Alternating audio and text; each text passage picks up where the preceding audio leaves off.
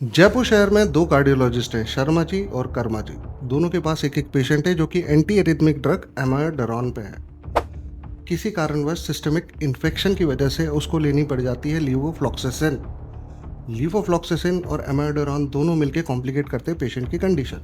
अब शर्मा जी का क्या है कि उनसे हो जाती है मिस्टेक वन टाइम कि वो पेशेंट की पूरी हिस्ट्री नहीं लेते, डॉक्यूमेंट नहीं करते और सीधे डेट डाल के उसका प्रिस्क्रिप्शन रिपीट कर देते।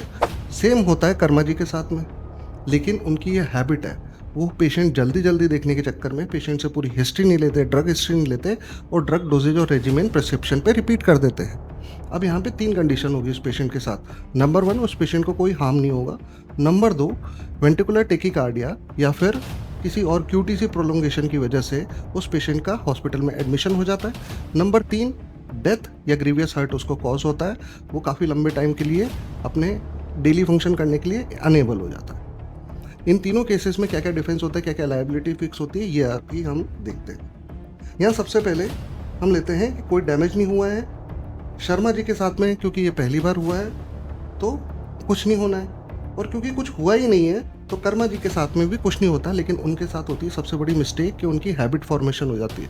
क्योंकि उनकी इस हैबिट से कोई साइड इफ़ेक्ट नहीं हुआ, उसका कोई रिपरकशन नहीं हुआ, इसलिए ये हैबिट उनके एसओपी में, स्टैंडर्ड ऑपरेटिंग प्रोसीजर में चली जाती है और स्टैंडर्ड ऑफ केयर उनका इस हिसाब से गिरता चला जाता है। सेकंड केस में हम लेते हैं जहाँ पे डैमेज हो गया है, पेशेंट एडमिट हो गया है क्यूटी प्रोलोंगेशन की वजह से, वेंटिकुलर टेकीकार्डिया की वजह से।